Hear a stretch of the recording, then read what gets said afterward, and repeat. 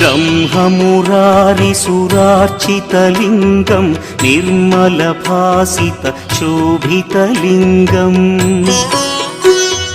जन्मज दुःखविनाशकलिङ्गं तत्प्रणमामि सदा शिवलिङ्गम्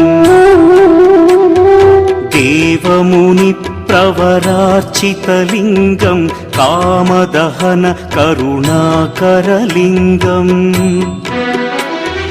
रावणदर्पविनाशकलिङ्गं तत्प्रणमामि सदा शिवलिङ्गम्